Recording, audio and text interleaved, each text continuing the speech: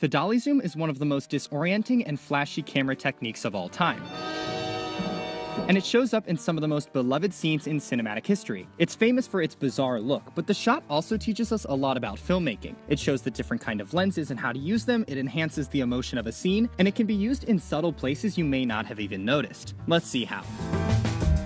The dolly zoom, or sometimes called the vertigo effect, started in Hitchcock's film Vertigo in 1958. You need a smooth track and steady zoom to pull it off nicely, which is why it wasn't developed sooner. The shot is essentially an optical illusion, caused by zooming in or out on the camera lens while tracking the camera forward or backward. The result is the foreground stays in the same position while the background appears to squeeze or stretch, depending on which direction you go. It actually teaches an important principle of filming: camera lens. If you ever wanted to see the difference between wide-angle and telephoto lenses, a simplified example would be to observe a dolly zoom. Compare how it begins to how it ends. The dolly zoom shot can start like a telephoto lens, where the camera is far away and the focal length is bigger. There's less background in sight because the lens concentrates on a smaller portion of it. But when you change focal length by zooming out while also pushing the camera forward, you can observe more of the background while keeping the foreground in the same place. The result is filming the same thing, but the camera expands to see more of the background. The change in focal length takes in a wider area, so you go from a telephoto shot to a wide-angle shot. You generally use telephoto in close-ups to keep attention on the foreground. When you move the camera around while using a telephoto lens, the background whips quickly behind the foreground because the camera takes in less of the background. It makes for some pretty cool shots. People also tend to look better in telephoto because their faces aren't stretched by the wider lens. Wide angle takes in more of the background, so it's better for outdoor shots when you want to capture the landscape. So each lens is a trade-off. The dolly zoom captures the transition from one kind of lens shot to the other, and it leads to different emotional responses for the viewer. Vertigo uses the dolly zoom to give a sense of height. This increase in height perfectly embodies how the telephoto has a more narrow view of the background, so we go from capturing a lot of the background to capturing very little. The result is a dizzying optical illusion.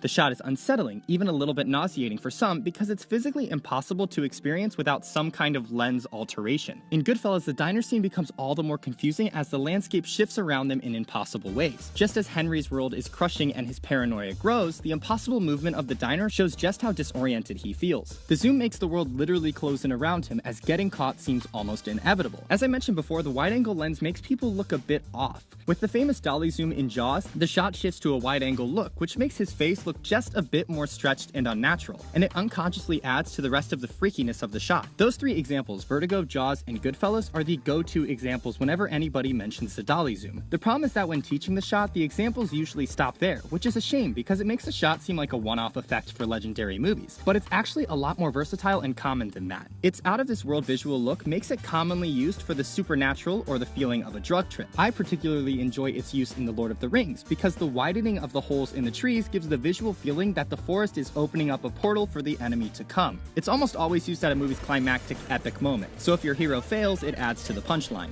Sorry, we're closed!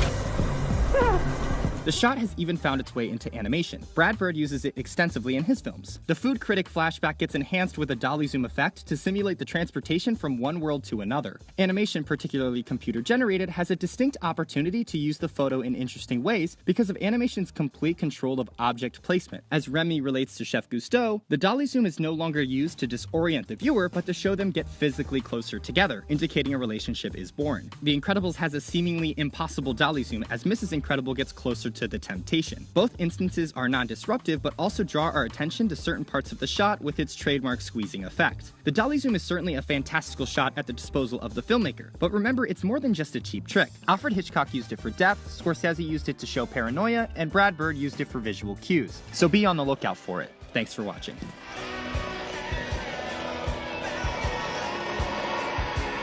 What are you staring at, fucker? You know you make me break.